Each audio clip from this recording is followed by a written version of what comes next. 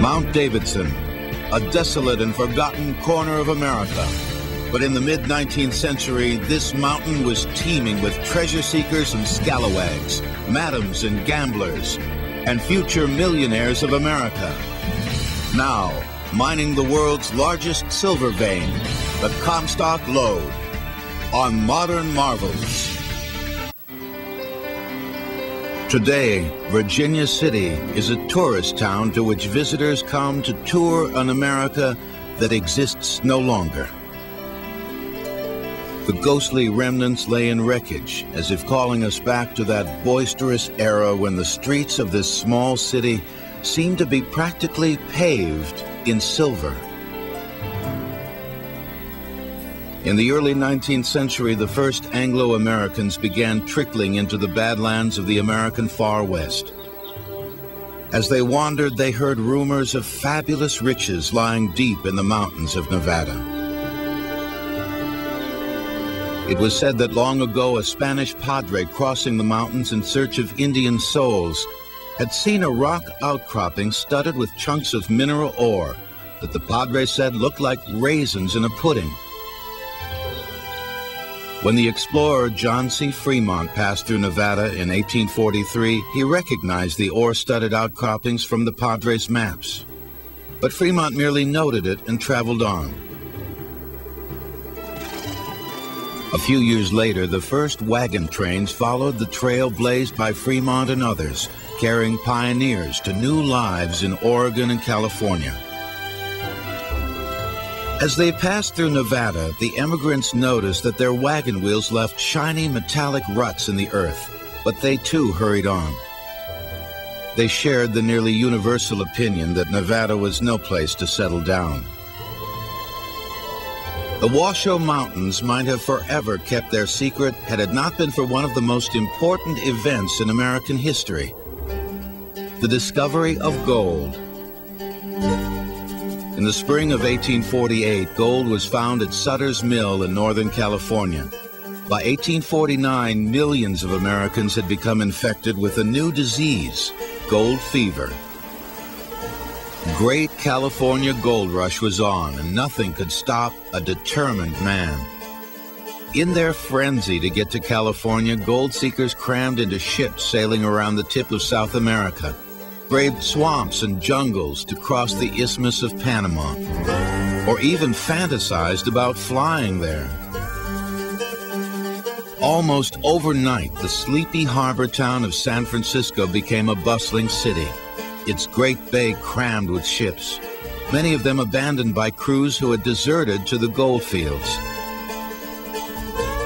A few of the 49ers struck pay dirt and became millionaires. But for every miner who struck it rich, hundreds went bust. Most discovered that once surface gold had been mined, it was no easy matter to find and extract deeper deposits from the earth. Many gave up and went home. A few decided to hunt for gold where no one else wanted to, in the desolate, untamed mountains of Nevada that towered over 10,000 feet high. By the middle 1850s, about 100 miners were working the gulches of Washoe. As they had in California, they dug with picks and shovels and sifted gold from river water in pans and long wooden troughs called sluices. In 1859, there was a group of men living down canyon from here, about a half a mile. In February, there was a thaw, and they were able to get out and around, and they decided to come and prospect this little knob up here called Gold Hill. Well, it came to be called Gold Hill because when they went up there, one of the fellas actually scraped the mud off his boot into his pan, panned that scrape of mud, and got 15 cents. Well, they knew they were onto something then. The Gold Hill miners enjoyed a modest success. Most mined $3 or $4 worth of gold in a day, enough to buy food and to raise hell in town on Saturday night. But they faced a peculiar difficulty: a blue, sticky mud which clogged up their troughs and stuck to their tools. The miners called it that damn blue stuff, Everyone agreed it was a monumental nuisance. The blue muck was just a big problem to them. It just got in the way. It was this heavy, gluey amalgam of material that would clog up the machinery, and so naturally they had to get rid of it as best they could. But in early 1859, one of the locals had a hunch about Mount Davidson's annoying blue mud. A rancher by the name of D.A. Harrison took this blue stuff to Grass Valley, California. He had a friend over there, an assayer by the name of Melvin Atwood, and he told his friend to run an assay on this blue stuff. In the days of the gold rush, the assayer was the man who could make or break your fortune. He had the skill and the equipment to chemically analyze how much gold or silver a rock sample contained. The California assayer tested B.A. Harrison's sack of blue Nevada mud and was flabbergasted. The damn blue stuff contained over $3,000 of silver per ton. The richest silver ore ever discovered was being thrown away by miners impatiently searching for a few flakes of gold.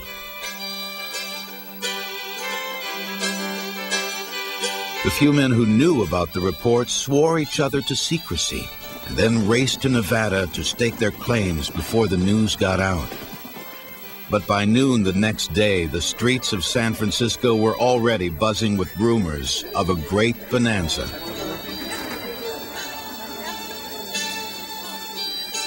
The barren Washoe Mountains were about to become the most coveted real estate in America, 25 of the Wild West's wildest years, and a revolution in the technology of mining were about to begin. In 1863, 4 years after the discovery of silver, the population of Virginia City had grown to almost 10,000, including 215 resident lawyers. Silver mining will return on Modern Marvels.